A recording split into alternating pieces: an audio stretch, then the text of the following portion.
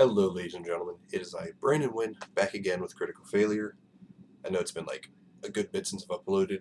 I usually do things prior and get things preemptively, not uploaded, but recorded, so that way they can be released on a timely manner. But I've kind of forgotten to do it the last several weekends because I'm busy. So I'm going to be doing once a week uploads now, so that way I can space out things more evenly. And if I have the ability to do a dual upload a week, then I will. But for now, it's going to a once a week upload. But other than that, we're going to go into the actual lore of the dragons and continue going through. Today's video is going to be on the Shadow Dragon. You know, the lore, the stats, and all that jazz. Actually, is there stats on it? There's a template, but that's really it, because you technically can make any dragon a shadow dragon, so I think that's what it is that it just gives a template. And no, there's a young red shadow dragon, so there is a example to be given. So I'll go into those, and I don't think I really need to make a generalized dragon video, but yeah, for the shadow dragons. Shadow dragons are true dragons that were either born in the Shadowfell or transformed by years spent within its dismal confines. Some shadow dragons embrace the Shadowfell for its bleak landscapes and desolation. Others seek to return to the material plane, hungry to spread the darkness and evil of the plane of shadow. I was trying to say show. I couldn't read the word spread. Dark portals. Portals to the Shadowfell manifest in forlorn places in the deep gloom of subterranean caverns. The dragons that that made no sense to me for a second. The dragons that lair in such places often discover these portals and find themselves transported to a new realm. Ancient dragons that sleep in their lairs for months or years at a time might find themselves spirited away, never knowing that a portal has formed without their knowledge as a dream. Recast in shadow. The transformation to a shadow dragon happens over a period of years, during which the time a dragon's scales lose their luster and fade to a charcoal hue. So their wings become translucent, the eyes paling to pools of opalescent gray. Shadow dragons find sunlight abhorrent, and they are weaker in bright light than they are in dimness. Darkness makes the dragon fade to a spectral shadow of its former self. The magical nature of the dragon holds an attraction for the Shadowfell, which seems to somehow crave the might and majesty of these great reptiles. The Shadowfell also has a dispiriting effect on its denizens, such that the long yeah.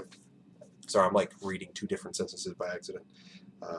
The Shadowfell has a dispiriting effect on its denizens, such that the longer a creature remains on the plane, the more it accepts the plane's malaise. I've never seen that word before. As months and years pass for a dragon on the Shadowfell, it becomes aware of its transformation being wrought upon it, and yet can do nothing to prevent it. Back in the world. A shadow dragon is so suffused with the power of the Shadowfell that even a return to the mortal plane can't undo its transformation. Some shadow dragons attempt to lure other creatures from the mortal realm to the Shadowfell to keep them company. That's kind of depressing.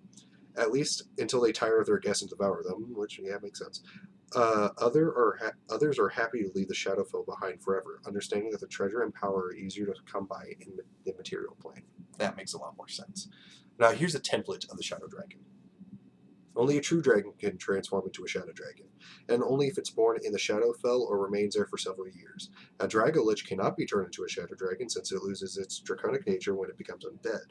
When a dragon becomes a shadow dragon, it retains its statistics except as described below. The shadow dragon might retain or lose any or all layer actions or inherit new ones as the DM sees fit, so whatever you do, you can add to it, you can keep them, you can lose them. It's up to you. It has resistance to necrotic. It has proficiency in stealth, and it's doubled, by the way. It's a living shadow. When in dim light or darkness, the dragon has resistance to damage that isn't force, psychic, or radiant. So basically, it has rage. Shadow stealth. When in dim light or darkness, the dragon can take the hide action as a bonus action. It obviously has sunlight sensitivity, so it has disadvantage on attack rolls, as well as wisdom perception checks that rely on sight. It has a bite attack. If the dragon deals acid, cold, fire, lightning, or poison damage with its bite, it changes to necrotic. Then has a shadow breath. Any damage-dealing breath weapon possessed by the dragon deals necrotic damage instead. Humanoid reduces 0 hit points by this damage, dies, and an undead shadow rises from its corpse and acts immediately after the dragon initiative count. The shadow's on the dragon's control. So it says it immediately dies. It doesn't say that you get the save and shit like that for a player. DM, it's up to you if you want to keep that. I say it dies. The Young Red Shadow Dragon. It's a large dragon, chaotic evil, has an AC of 18, which is natural armor. Average hit points of 178, 17 D10 plus 85. It has a movement speed of 40 feet, climbing speed of 40 feet, and a flight speed of 80 feet. It has a 23 plus 6 in strength, dex of 10 plus 0, constitution of 21 plus 5, intelligence of 14 plus 2, wisdom of 11 plus 0, and a charisma of 19 plus 4. Saving throws are dex, con, wisdom, and charisma, which are plus 4, plus 9, plus 4, and plus 8, meaning that there's a plus 4 proficiency bonus. Its proficient skills are perception and stealth, which are both plus 8. It's resistant to necrotic and immune to fire. Now note this is the Young Red Dragonborn, or Shadow Dragon. Why did I say Young Red Dragonborn? Made no sense. But this one's immune to fire, so it does keep its immunity, and it's resistant to necrotic in this case. It has blind sight up to 30 feet, dark vision up to 120 feet, fast perception of 18. Its languages are Common and Draconic, and it's a challenge rating 13, 10,000 experience points. It has a couple of natural innate abilities. Living Shadow. While in dim light or darkness, the dragon has resistance to damage that isn't force, psychic, or radiant, which was said in here. Shadow Stealth. While in dim light or darkness, the dragon can take the hide action as a bonus action. And then obviously Sunlight Sensitivity. As multi-attack, it can make 3 attacks, 1 with its bite and 2 with its claws.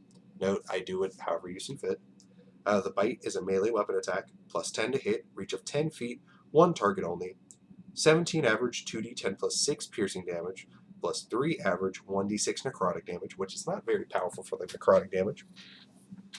The claws are a melee weapon attack, plus 10 to hit, reach of 5 feet, 1 target only, 13 average, 2d6 plus 6 slashing damage. Note there is nothing that it gives, so no fire, no necrotic. And the Shadow Breath. It recharges on a d6 roll of 5 or 6. The dragon exhales slowly. Slowly, it says shadowy. The dragon exhales a shadowy fire and a 30-foot cone. Each creature in that area must make a DC 18 dexterity saving throw, taking 56, 16 d6 necrotic damage on a failed save or half as much on a successful one.